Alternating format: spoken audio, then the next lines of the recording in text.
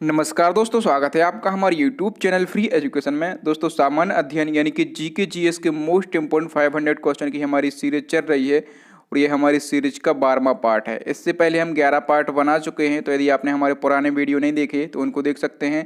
इस 12वें पार्ट में हमने 25 क्वेश्चन को सिलेक्ट किया है और ये 25 क्वेश्चन काफ़ी अच्छे लेवल के क्वेश्चन हैं, इंपॉर्टेंट क्वेश्चन हैं और इन क्वेश्चन को हम बिल्कुल डिटेल में विथ एक्स्ट्रा फैक्ट के साथ में हल करते हैं। तो चलिए शुरू कर लेते हैं। नंबर फर्स्ट क्वेश्चन है, मेट्रो मैन के उपनाम से किसे जाना जाता है। तो दोस्तों, जितने भी क्वेश्चन इस वीडियो में लाया हूं, यदि आपको किसी भी क्वेश्चन का आंसर पता है तो वीडियो को पॉज करके अपना आंसर लगाएं कमेंट बॉक्स में और वीडियो के लास्ट में ईमानदारी से अपना आंसर बताएं कि आपने 25 में से कितने क्वेश्चन का सही आंसर दिया। तो इस प्रकार से आप अपने जीके जीएस का आकलन भी कर सकते हैं। तो देखिए, मेट्रो मैन के उपनाम से जाना जाता है श्रीधरन को। तो इस क्वेश्चन का ए ऑप्शन सही हो जाएगा। ये श्रीधरन कौन थे दोस्तों? तो ये देखिए, ये दिल्ली मेट्रो के भूतपूर्व निदेशक रहे हैं, ठीक है। और दिल्ली मेट्रो के निर्माण में इन्होंने महत्वपूर्ण भूमिका निभाई थी, इसलिए श्रीधरन को मेट्रो मैन के उपनाम से जाना जाता है। नंबर सेकंड क्वेश्चन है, जाटों का अफलातून किसे कहा जाता है। तो काफ़ी अच्छे लेवल का क्वेश्चन है ये।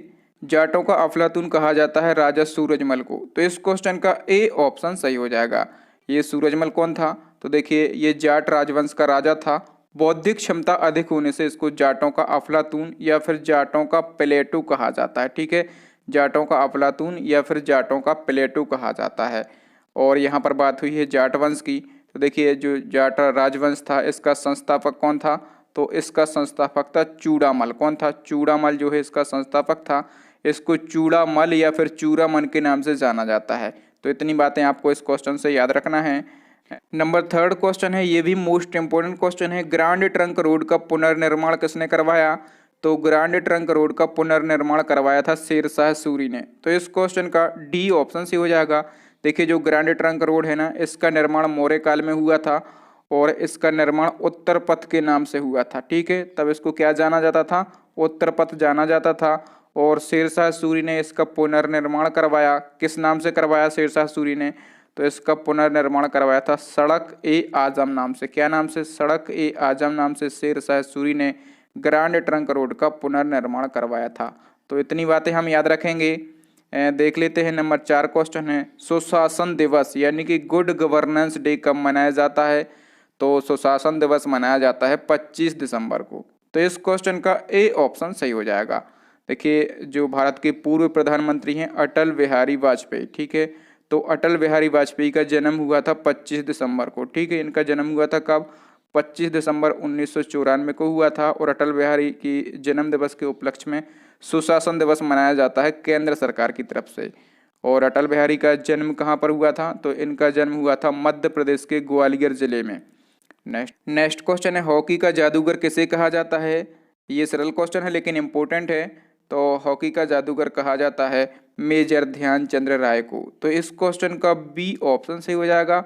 और देखिए, इनके जन्म दिवस के उपलक्ष्य में क्या मनाया जाता है? राष्ट्रीय खेल दिवस मनाया जाता है 29 अगस्त को।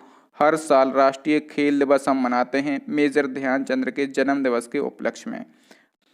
नेक्स्ट क्वेश्चन है, भारत देश का नाम भारतवर्ष का सबसे पुराना जिक्र किस पुस्तक में है।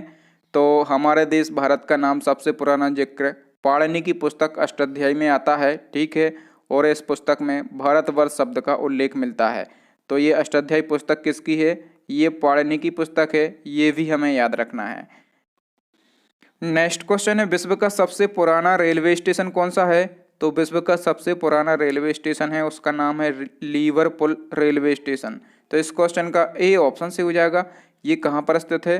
तो ये लंदन में स्थित है, ठीक है। कहाँ पर है?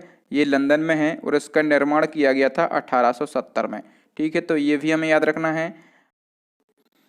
नंबर 8 क्वेश्चन है, मोस्ट इंपोर्टेंट क्वेश्चन है, निम्न में से कौन सा मानव विकास सूचकांक यानी कि एचडीआई का पैरामीटर नहीं है। तो एचडीआई का पैरामीटर कौन सा नहीं है? जीवन प्रत्याशा एचडीआई का पैरामीटर है, शिक्षा एचडीआई का पैरामीटर है, प्रति व्यक्ति आय ये भी एचडीआई का पैरामीटर है, लेकिन सामाजिक असमानता ये एचडीआई का पैरामीटर नहीं है।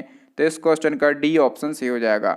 ये एचडीआई होता क्या है, इसको हम समझ लेते हैं एक बार में। तो इसका फुल फॉर्म होता है ह्यूमन डेवलपमेंट इंडेक्स। इसको हम हिंदी में बोलते हैं मानव विकास सूचकांक, ठीक है। और इसका प्रयोग करके यह पता लगाया जाता है कि कोई देश विकसित, विकासशील या फिर अविकसित है, ठीक है। क्या पता करते हैं? इससे ये पता करते हैं कि कोई देश विकसित है, विकासशील है कि अविकसित है, ठीक है। और एसडीआई जो है अपने आंकड़े 3 आधार पर तैयार करता है। एक तो जीवन प्रत्याशा, दूसरा शिक्षा और तीसरा प्रति व्यक्ति आय। और जो एसडीआई है ना, इसका विकास किसने किया था? तो पाकिस्तानी अर्थशास्त्री थे, उनका नाम था महबूब उल हक, ठीक है। और इन्होंने जो है एसडीआई को डेवलप किया था। तो इस क्वेश्चन से इतने फैक्ट हमें याद रखना है। नेक्स्ट क्वेश्चन है, नागझिरा वन्यजीव अभ्यारण्य किस प्रदेश में है? तो नागझिरा वन्यजीव अभ्यारण्य जो है ये महाराष्ट्र में है। तो इस क्वेश्चन का बी ऑप्शन सही हो जाएगा। और ये महाराष्ट्र के 2 जिलों में फैला हुआ है, ठीक है। एक ज़िले का नाम है गोंदिया और दूसरे ज़िले का नाम है भंडारा। तो ये 2 जिलों में फैला हुआ है। और ये नागझिरा वन्यजीव अभ्यारण्य क्यों फेमस है? तो देखिए यहाँ पर बहुत सारी प्रजातियाँ पाई जाती हैं मछलियों की, ठीक है। मछलियों की प्रजातियाँ पाई जाती हैं। दूसरा यहाँ पर मेंढकों की और सरीसृपों की प्रजातियाँ पाई जाती हैं। और मेंढक, मछली और सरीसृपों की प्रजातियों के लिए ये फेमस है। नेक्स्ट क्वेश्चन है, कौन सा संगठन सालाना ग्लोबल जेंडर गैप रिपोर्ट तैयार करता है और रिलीज करता है? तो ग्लोबल जेंडर गैप रिपोर्ट हर साल तैयार करता है वर्ल्ड इकोनॉमी फोरम और उस रिपोर्ट को रिलीज करता है। तो इस क्वेश्चन का डी ऑप्शन सही हो जाएगा। अब ये वर्ल्ड इकोनॉमिक फोरम करता है, तो इसको शॉर्ट में हम बोलते हैं WEF और इसका full form world economic forum, और इसको हिंदी में बोलते हैं विश्व आर्थिक मंच। यदि हम बात करें कि इसकी स्थापना कब हुई थी, तो 1971 में इस ऑर्गेनाइजेशन की स्थापना हुई थी। और इसका हेडक्वार्टर जो है स्विट्जरलैंड के जिनेवा में स्थित है। तो याद रखेंगे ये सब बातें। नेक्स्ट क्वेश्चन देख लेते हैं। नंबर 11 क्वेश्चन है, पीसो किस देश की मुद्रा है? तो ये जो पीसो है ना, ये मैक्सिको की मुद्रा है। तो इस क्वेश्चन का बी ऑप्शन सही हो जाएगा। यहाँ पर यदि हम बात करें कि जो दक्षिण कोरिया है इसकी मुद्रा क्या है, तो इसकी मुद्रा है दक्षिण कोरियाई वॉन, ठीक है। और जापान की मुद्रा क्या है? तो एन जो है जापान की मुद्रा है। और इटली की मुद्रा क्या है? तो यूरो जो है इटली की मुद्रा है। तो यहाँ से 4 देशों की मुद्राओं को हमें याद रखना है। नेक्स्ट क्वेश्चन है, यूटीआई बैंक का नाम 2007 में बदलकर क्या कर दिया गया था? तो दोस्तों ये जो यूटीआई बैंक है ना, मैं आपको बता देता हूँ। यूटीआई का फुल फॉर्म क्या होता है? यूनिट ट्रस्ट ऑफ इंडिया, ठीक है। इस बैंक की स्थापना कब हुई थी? तो 1993 में इसकी स्थापना हुई थी और 2007 में इसका नाम बदलकर एक्सिस बैंक कर दिया गया था। तो सी ऑप्शन से हो जाएगा। और जो एक्सिस बैंक है ना, ये भारत का तीसरा सबसे बड़ा प्राइवेट बैंक है। आपको याद रखना है, भारत का तीसरा सबसे बड़ा प्राइवेट बैंक है ये एक्सिस बैंक। नेक्स्ट क्वेश्चन देख लेते हैं। नंबर 13 क्वेश्चन है, माचिस की तीली पर किसका मसाला होता है, या फिर माचिस की तीली पर किसका लेपन किया जाता है? तो फास्फोरस का किया जाता है। ये क्वेश्चन सीधे पूछा जाता है, याद रखेंगे। नेक्स्ट क्वेश्चन है, मौर्य वंश के अंतिम शासक बृहद्रथ को किसने मारा था? तो सबसे पहले तो हमें यही याद रख लेना है, क्योंकि ये पूछा जाता है कि मौर्य वंश के अंतिम शासक कौन थे। तो बृहद्रथ थे, और बृहद्रथ को उनके ही सेनापति पुष्यमित्र शुंग ने मारा था। तो इस क्वेश्चन का बी ऑप्शन से हो जाएगा। और फिर क्या किया था पुष्यमित्र शुंग ने? तो फिर इन्होंने जो है शुंग साम्राज्य की स्थापना कर ली थी। तो क्वेश्चन पूछा जाता है कि शुंग साम्राज्य के संस्थापक कौन थे? तो पुष्यमित्र शुंग थे। अच्छा, ये जो बृहद्रथ है ना, ये तो मौर्य साम्राज्य के अंतिम शासक थे। तो मौर्य साम्राज्य का संस्थापक कौन था? तो चंद्रगुप्त मौर्य जो हैं ये मौर्य साम्राज्य के संस्थापक थे। तो ये भी हमें याद रखना है। आगे बढ़ते हैं। नंबर 15 क्वेश्चन, सूर्योदय का देश किस देश का उपनाम है? तो सूर्योदय का देश कहा जाता है जापान को। तो इस क्वेश्चन का ए ऑप्शन सही हो जाएगा, ठीक है। सूर्योदय का देश कहा जाता है जापान को। और थाईलैंड को क्या कहते हैं? तो थाईलैंड को कहते हैं सफ़ेद हाथियों का देश, ठीक है, सफ़ेद हाथियों का देश कहते हैं। और लाओस को क्या कहते हैं? तो लाओस को कहते हैं 1000 हाथियों का देश, ठीक है। तो ये उपनाम है देशों के, पूछ लिए जाते हैं।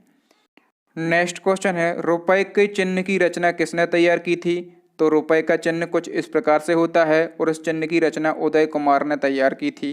तो इस क्वेश्चन का ए ऑप्शन सही हो जाएगा। इसकी रचना उदय कुमार ने कब तैयार की थी? तो 2010 में तैयार की थी। और देखिए, अपना देश भारत 5वां ऐसा देश बन गया जिसकी मुद्रा की अलग पहचान है।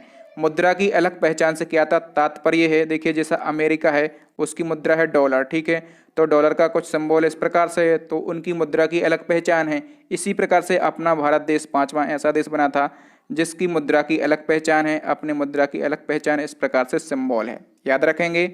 नेक्स्ट क्वेश्चन है, हड़प्पा सभ्यता के किस स्थान से खगोलीय वेधशाला का प्रमाण मिला? तो खगोलीय वेधशाला का प्रमाण कहाँ से मिला, ये क्वेश्चन पूछा जाता है। खगोलीय वेधशाला का प्रमाण मिला था धौलावीरा से। तो इस क्वेश्चन का डी ऑप्शन सही हो जाएगा। और वर्तमान में धौलावीरा कहाँ पर है, तो ये गुजरात के कच्छ जिले में स्थित है वर्तमान में। आगे बढ़ते हैं। नंबर 18 क्वेश्चन है, रानी त्रिशला किसकी माँ थी। तो त्रिशला किसकी माँ थी आपको बताना है। तो ये महावीर स्वामी की माँ का नाम था त्रिशला। तो इस क्वेश्चन का भी ऑप्शन सही हो जाएगा। महावीर स्वामी कौन थे, तो ये जैन धर्म के 24वें तीर्थंकर थे। कौन से नंबर के थे, 24वें तीर्थंकर थे। इनकी माँ का नाम था त्रिशला और पिताजी का नाम था सिद्धार्थ। नेक्स्ट क्वेश्चन है, लाल बहादुर शास्त्री अंतर्राष्ट्रीय हवाई अड्डा कहाँ पर स्थित है। तो लाल बहादुर शास्त्री इंटरनेशनल एयरपोर्ट जो है ये वाराणसी में स्थित है। तो डी ऑप्शन से हो जाएगा। अब यहाँ पर बात हुई है लाल बहादुर शास्त्री की। तो देखिए लाल बहादुर शास्त्री के संबंध में हमें याद रखना है कि ये भारत के दूसरे नंबर के प्रधानमंत्री थे और इनका एक उपनाम है, इनको शांति पुरुष यानी कि मैन ऑफ पीस कहा जाता है।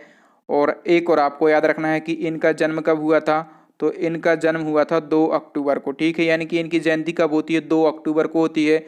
और एक और महापुरुष हैं जिनकी जयंती 2 अक्टूबर को होती है, किसकी होती है, गांधी जी की होती है, ठीक है। तो ऐसा क्वेश्चन पूछा जाता है कि गांधी जी की जयंती के साथ में किस एक और महापुरुष की जयंती मनाई जाती है, तो लाल बहादुर शास्त्री की मनाई जाती है। तो ये कुछ बातें हैं आपको याद रखना है जो कि इम्पोर्टेंट हैं।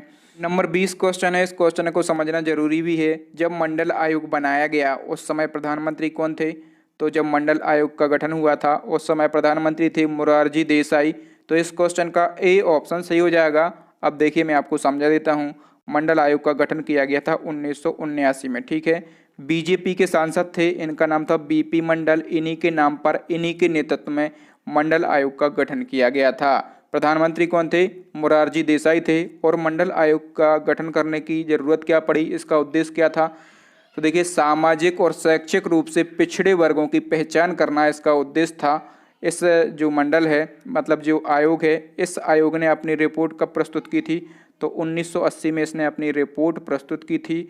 और 1980 में इसने बताया था कि देश में 3743 जातियां जो हैं ये पिछड़ी हैं, ठीक है। मतलब 3743 जातियों को पिछड़ी जातियां बताया था। एवं सरकारी नौकरियों में 27% आरक्षण की सिफारिश भी की थी। किसने की थी, मंडल आयोग ने की थी। और इस मंडल आयोग का गठन किया गया था 1979 में। उस समय प्रधानमंत्री थे मोरारजी देसाई और इसने अपनी रिपोर्ट तैयार की थी 1980 में। इस रिपोर्ट में इसने 3743 जातियों को पिछड़ी जातियां बताया था और 27% आरक्षण की सिफारिश भी की थी। तो इतनी बातें आपको याद रखना है इस क्वेश्चन से। नेक्स्ट क्वेश्चन है, महात्मा गांधी जी ने निम्न में से कौन सी पुस्तक नहीं लिखी। तो हमें बताना है कौन सी पुस्तक नहीं लिखी। हिंद स्वराज महात्मा गांधी जी ने लिखी थी। सच्चाई के साथ मेरा प्रयोग, इसको हम बोलते हैं माई एक्सपेरिमेंट विद ट्रुथ, ये भी महात्मा गांधी जी ने लिखी थी। स्वास्थ्य की कुंजी, की टू हेल्थ, ये भी महात्मा गांधी जी ने लिखी थी। लेकिन भारत की खोज, ये महात्मा गांधी जी ने नहीं लिखी। तो भारत की खोज यानी कि डिस्कवरी ऑफ इंडिया है, ये पुस्तक इंपॉर्टेंट है। इसके राइटर थे JL नेहरू यानी कि जवाहरलाल नेहरू ने ये पुस्तक लिखी। तो ये जो 3 पुस्तकें हैं ये महात्मा गांधी जी की हैं, इनको हम याद रखेंगे। और चौथी जो पुस्तक है ये जवाहरलाल नेहरू की है, तो इसको भी हम याद रखेंगे। नेक्स्ट क्वेश्चन है, भारत में राष्ट्रीय एकता दिवस किस तारीख को मनाया जाता है।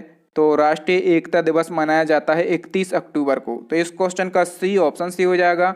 31 अक्टूबर 1875 को। कब, 31 अक्टूबर 1875 को सरदार वल्लभ भाई पटेल का जन्म हुआ था। और इन्हीं के जन्म दिवस के उपलक्ष्य में हर साल राष्ट्रीय एकता दिवस मनाया जाता है। यदि हम बात करें कि राष्ट्रीय एकता दिवस की शुरुआत कब से हुई थी, तो इसकी शुरुआत हुई थी 2014 से। किसने इसकी शुरुआत की थी, तो प्रधानमंत्री नरेंद्र मोदी ने इसकी शुरुआत की थी। नेक्स्ट क्वेश्चन है, पटना में स्थित सदाकत आश्रम भारत के किस पूर्व राष्ट्रपति को समर्पित है। तो ये जो सदाकत आश्रम है ना, ये राजेंद्र प्रसाद को समर्पित है। तो इस क्वेश्चन का ए ऑप्शन सी हो जाएगा। मैं आपको बता देता हूँ, ये जो सदाकत आश्रम है ना, ये पटना में गंगा नदी के किनारे स्थित है। और इस सदाकत आश्रम की जो स्थापना हुई थी ये हुई थी 1921 में। और महात्मा गांधी जी ने इस आश्रम की स्थापना की थी। इसके बाद जो राजेंद्र प्रसाद थे ना, ये सेवानिवृत्त हो गए थे। और उसके बाद जो राजेंद्र प्रसाद थे ये सदाकत आश्रम में रहे थे। तो ऐसा क्वेश्चन पूछा जाता है कि ये आश्रम किस पूर्व राष्ट्रपति को समर्पित है, तो राजेंद्र प्रसाद को समर्पित है। नेक्स्ट क्वेश्चन है, रामायण का फारसी में अनुवाद किसने किया था। तो रामायण का फारसी में अनुवाद किया था बदायूं ने। तो इस क्वेश्चन का बी ऑप्शन सही हो जाएगा। देखिए जो रामायण है एक ग्रंथ है जिसकी रचना महर्षि वाल्मीकि ने की थी। और इसका फारसी में अनुवाद अकबर के कहने पर बदायूं ने किया था। तो याद रखेंगे। नेक्स्ट क्वेश्चन है लॉगरिदम के आविष्कारक कौन हैं? तो लॉगरिदम के आविष्कारक हैं जॉन नेपियर। तो इस क्वेश्चन का ए ऑप्शन सी हो जाएगा। यहाँ पे लिखा है मैक्स प्लैंक, तो ये मैक्स प्लैंक कौन है? तो देखिए जो क्वांटम सिद्धांत है, ठीक है, तो क्वांटम सिद्धांत के प्रतिपादक है मैक्स प्लैंक। और केपलर लिखा है, तो ग्रहों की गति के नियम दिए थे केपलर ने, ठीक है। तो ये तीनों बातें याद रखेंगे। तो दोस्तों आज के लिए इतना ही। अब नेक्स्ट एंड लास्ट क्वेश्चन है आपके लिए, चैलेंजिंग क्वेश्चन है जो कि हम पूछते हैं हमारे प्रीवियस वीडियो से। विशाखापत्तनम प्रसिद्ध है, इन चार में से किस काम के लिए विशाखापत्तनम प्रसिद्ध है? आपको आंसर बताना है। थैंक यू दोस्तों, वीडियो देखने के लिए बहुत बहुत धन्यवाद। यदि आपको हमारा वीडियो अच्छा लगा हो तो प्लीज़ वीडियो को लाइक करके हमें मोटिवेट करें और अपने स्टडी रिलेटेड व्हाट्सएप ग्रुप में इस वीडियो को शेयर करें। चैनल को सब्सक्राइब करने के साथ साथ बेल आइकन जरूर दबाएं ताकि इसी प्रकार का जब भी मैं कोई वीडियो डालूं तो आपको नोटिफिकेशन मिल सके सबसे पहले। और यदि आप चाहें तो हमारे पुराने वीडियो भी देख सकते हैं हमारी प्लेलिस्ट को विजिट करके। तो प्लेलिस्ट की लिंक आपको यहाँ पर आई बटन में मिलेगी, नीचे डिस्क्रिप्शन में मिलेगी, तो आप कहीं से भी हमारे वीडियो देख सकते हैं।